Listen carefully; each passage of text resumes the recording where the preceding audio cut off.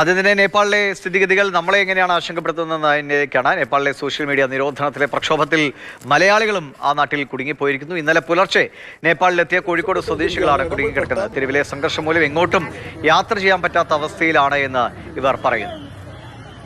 ആളുകളൊക്കെ അവിടെ ഞങ്ങൾ ഇപ്പോൾ ഉള്ളത് ഗോസാല എന്ന് പറഞ്ഞ സ്ഥലത്താണ്. കാഠ്മണ്ഡുവിന്റെയും എന്താ പറയാ കാഠ്മണ്ഡുവിന്റെ അടുത്ത് തൊട്ടടുത്തുള്ള ഒരു സ്ഥലമാണ്.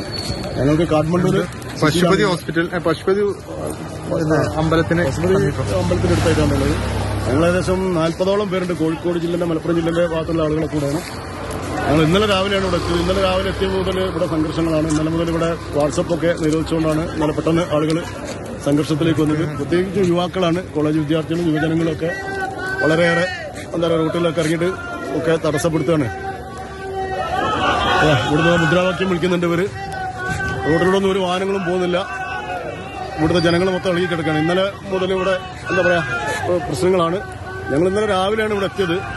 കോഴിക്കോടുള്ള ഒരു ട്രാവൽസിന്റെ കെയർ ഓഫിലാണ് ഞങ്ങൾ ഇവിടെ വന്നത്. ഇതിൽ കുറെ സീനിയേഴ്സ് ആയിട്ടുള്ള കുറെ ആളുകളുണ്ട്. 40ഓളം പേര് മൊത്തം ഉണ്ട്. ഞങ്ങളിപ്പോൾ റോട്ടിൽ വെള്ളം പോലും കിട്ടാത്തൊരവസ്ഥയിലാണ് ഉള്ളത്.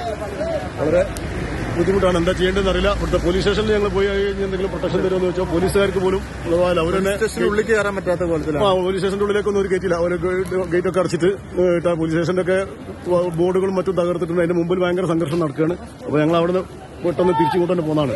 ഇനിയിപ്പോൾ എന്താ ചെയ്യേണ്ടതെന്ന് അറിയില്ല. അങ്ങനത്തെ ഒരു നിർണായക ഘട്ടത്തിലപ്പുള്ളത്.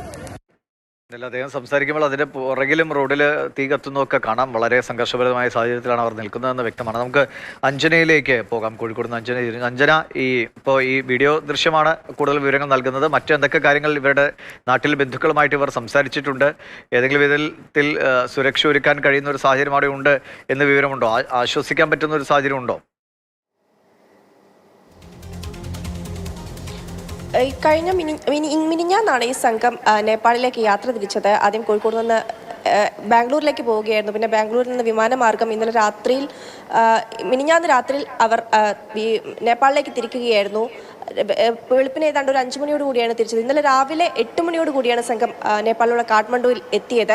അവിടെ എത്തിയതിനു ശേഷമാണ് ഈ സംഘർഷവും മറ്റുമൊക്കെ അവിടെ നടക്കുന്നത് അവർ അറിഞ്ഞിട്ടുള്ളത്. അതിനുശേഷം അവർക്ക് ഇന്നലെ വലിയ പ്രശ്നങ്ങളൊന്നും ഉണ്ടായിരുന്നില്ല. ഇന്നലെ അവിടെ ഒരു ഹോട്ടൽ റൂമിൽ താമസിക്കാനായി. ഇന്ന് അവർ കാഠ്മണ്ഡുവിൽ നിന്ന് പൊക്കാറ എന്ന ഒരു ടൂറിസ്റ്റ് ഡെസ്റ്റിനേഷൻ ഉണ്ട്, അവിടേക്ക് പോവുകയായിരുന്നു. അവിടേക്ക് പോകുന്ന വഴിയിലാണ് ഇത്തരത്തിൽ അവർക്ക് വഴി തടയുകയും മറ്റുമൊക്കെ ഉണ്ടായിരുന്നത്. നിലവിൽ ഏതായാലും വലിയ പ്രശ്നങ്ങളില്ല എന്നുള്ളതാണ്. അവർ കാഠ്മണ്ഡുവിലേക്ക് പൊക്കാറ വഴി പൊക്കാറയിലേക്ക് പോകുന്നതിനിടയിൽ ഒരു സംഘം പ്രക്ഷോഭകർ ഇവരുടെ അടുത്തേക്ക് വരികയും ഇവർ സഞ്ചരിക്കുന്ന വാഹനം തടഞ്ഞു നിർത്തുകയും ഒക്കെയായിരുന്നു. ഏകദേശം 4 മണിക്കൂറോളം 4-5 മണിക്കൂറോളം ഇവരുടെ വാഹനത്തെ അവിടെ തടഞ്ഞു നിർത്തി.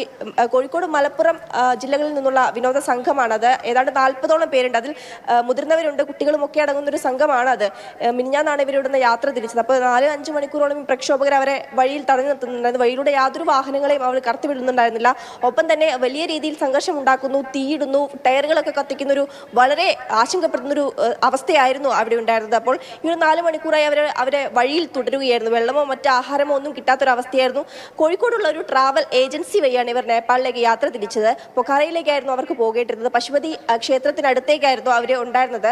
ഗോസാല എന്ന സ്ഥലത്തായിരുന്നു. ഏതായാലും നിലവിൽ ഇപ്പോൾ അവരെ ആ ടൂറിസ്റ്റ് ഏജൻസി, അതായത് അവരെ കൊണ്ടുപോയ യാത്രാ ഏജൻസി നിലവിൽ അവരെ അടുത്തുള്ള ഒരു ലോഡ്ജിലേക്ക് മാറ്റിയിട്ടുണ്ട്. നിലവിൽ അവരുടെ അവസ്ഥ കുഴപ്പമില്ലാത്ത രീതിയിൽ ഉണ്ട് എന്നാണ് അറിയാൻ സാധിക്കുന്നത്. അവരുമായി നമ്മൾ ബന്ധപ്പെട്ടിരുന്നു. അപ്പോൾ നിലവിൽ പ്രശ്നമില്ല. അവർ ഈ ട്രാവൽ ഏജൻസി എടുത്തു നൽകിയ മറ്റൊരു റൂമിലേക്ക് മാറിയിട്ടുണ്ട്. സുരക്ഷിതരായിരിക്കട്ടെ. അവിടുത്തെ സാഹചര്യം വളരെ കലാപകലുഷിതമാണ്. അതുകൊണ്ടാണ് ആശങ്കയുള്ളത്. അവരെ